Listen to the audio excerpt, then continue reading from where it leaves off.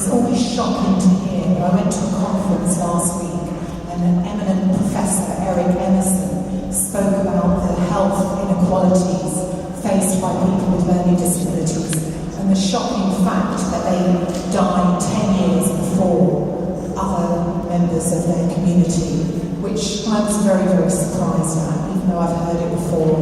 And it's 2014 and things aren't changing. Anyway, to cut to the question, with all these recent reports, confidential inquiry where people with learning disabilities died in hospital accommodation and NHS facilities, how are you going to address these health inequalities? How are you going to make reasonable adjustments? And how are you going to ensure that people with learning disabilities are supported and their needs met within the hospital environment?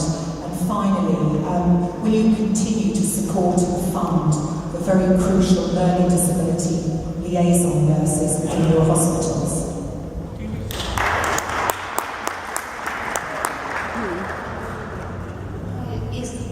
Hello, name? I said my friend told me went to the hospital with patients. I help patients and nurses. I told him which best hospital. Yeah, you got that? Yep. Okay, cool. So I'm going to first go at that, thank you.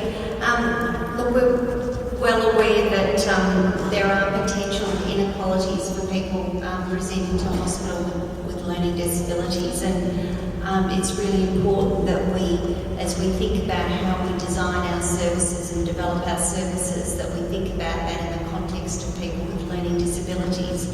We've got a couple of examples of things that we've done at Imperial College Healthcare to try and help address these issues, and just one example of that is looking at providing longer outpatient appointments. Obviously, it takes more time to have a discussion with someone with a learning disability, and so you have to think about the time that you're allocating your outpatient appointments so that you can help spend that time, have that time to talk through the various issues. So that's just one example of where we have been able to make a difference, but there are many other areas that we need to be looking at, and I think your point is very well made about thinking about learning disability liaison nurses. I'm aware that that's not something we've currently got within our trust, and that is an area that we are looking at to see how that might add further value to some of the services that we provide. So I think it's a point very well made. I think you could extend that example to other areas and other community groups that are more disadvantaged within the community than other groups, and how you make